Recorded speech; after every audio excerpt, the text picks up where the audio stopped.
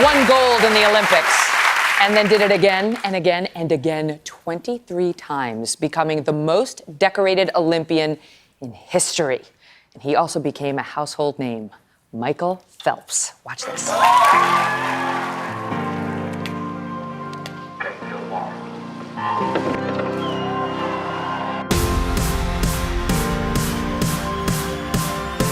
He's made the biggest splash ever in the world of competitive swimming.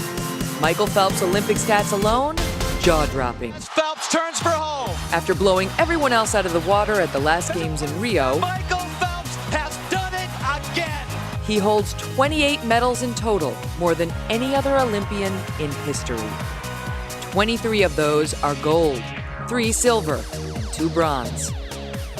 That means Phelps alone has more medals than 173 of the countries that compete in the Olympics.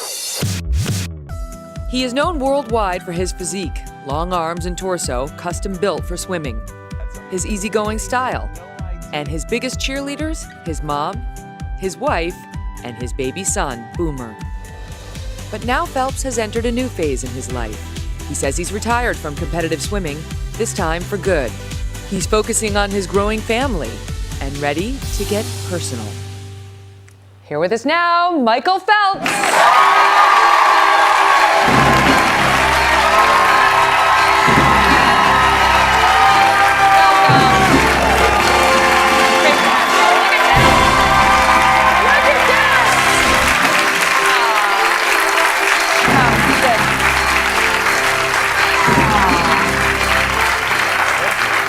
That is how we all feel about you. Thank you very That's much. how you make people feel, all of the hard work that you put into your profession and the rewards you have to show for it. Is that true that you had one more victory in terms of individual gold medals than Leonidas of Rhodes, who had the title since 152 BC? Somebody told me that. I didn't even know that, so I guess.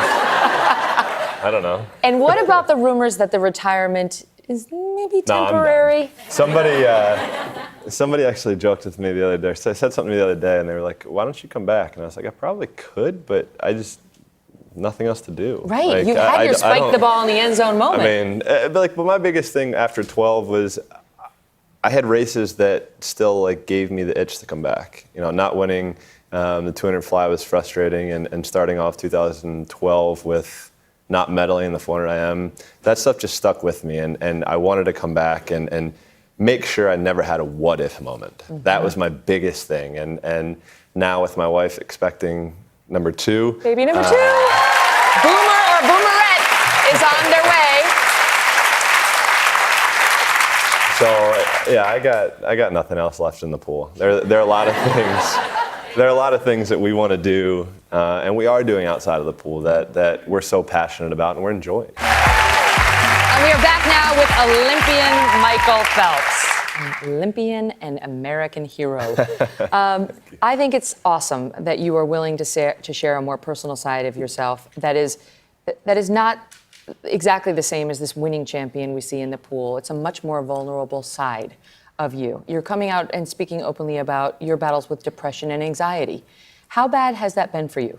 I mean, I guess it really started when I came out and talked about this in I guess the lead up to Rio. I did a piece with Tim Layden on the cover of SI, and I don't know why I opened up and talked about it, but I guess I was just sick and tired of just having it inside of me for 20 plus years, and I was ready to make a change. Mm-hmm. You know, for me, for so long, I didn't have self-love. I had no self-confidence, and I didn't like who I saw in the mirror. So I just got kind of sick of it, and obviously I hit a very low point in my life where I didn't want to be alive anymore, and decided that I was going to make a change. This is after you became an Olympic champion. Well, this is after four Olympics. Right. So A couple of them. This is after a couple medals. So there may be a lot of people out there wondering, how can that be? How can that be? You were so successful. But I mean, it's we all go through things. We all go through struggles, right? There's probably everybody in this room that goes through struggles the same exact way, and I think that's what we all have to realize. Like, yes, like I've been successful in what I've done, but it doesn't make me superhuman. It just makes, for me, I was very goal-oriented and very passionate about what I was doing and wanted to be the best. So, for me, I was able to do that. But, I mean, I put my pants on just like everybody else does. So it's like, you know, like it's just something that every single person goes through. And you know, for me, I was sick and tired of compartmentalizing things that I didn't want to talk about. And I just opened up. And honestly, since then, my life has become easier. I always make the joke. I was like, yeah, I learned to communicate at 30. I was like, great. He's 32 now. It's better late than never, right? What has the response been? Because I mean, you really are a hero to many Americans, but especially young kids. Have any of them spoken to you about that? You know, it's somebody who I train with and who lives with us, Allison Schmidt, has dealt with depression as well and has opened up and talked about it. And I think it's something that we both share when somebody comes up and they thank us for talking about it and thanking that you know, showing that it's okay to not be okay. Mm-hmm. You know, I think we probably, hopefully, have saved some lives, and hopefully we can save more.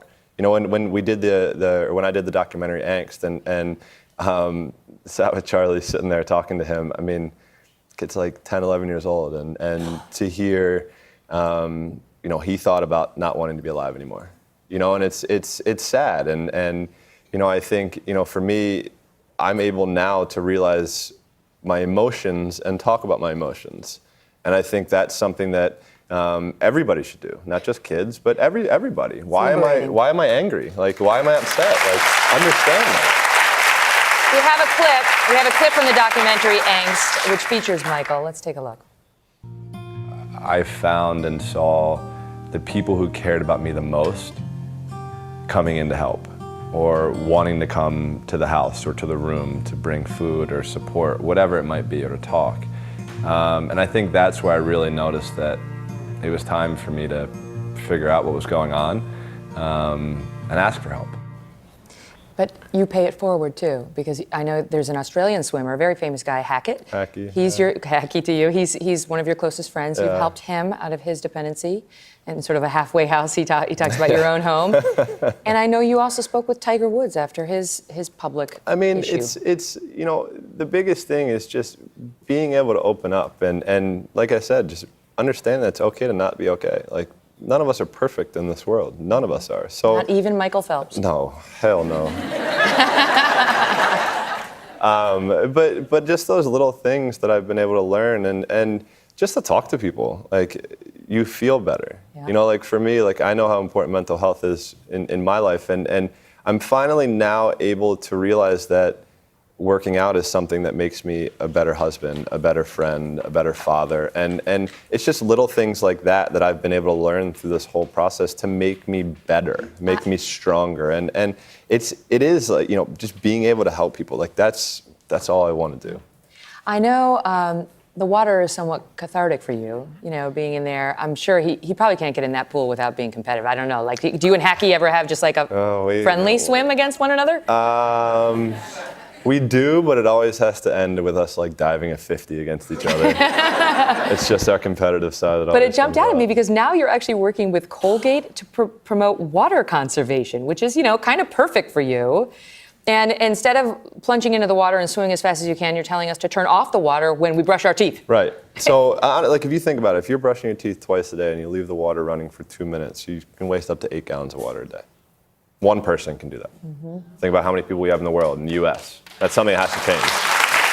And for me now, we're becoming a family of 4.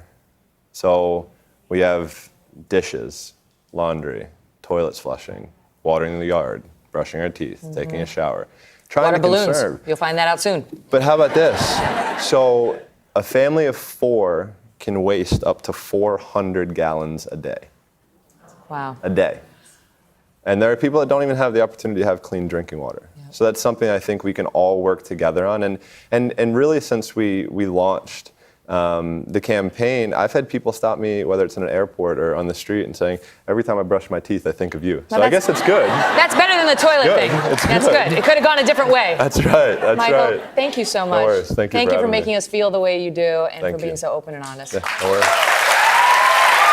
And you can learn more about Michael's water conservation work at today.com/MeganToday. Hello, Today fans. Thanks for checking out our YouTube channel. Subscribe by clicking that button down there and click on any of the videos over here. to watch the latest interviews, show highlights, and digital exclusives.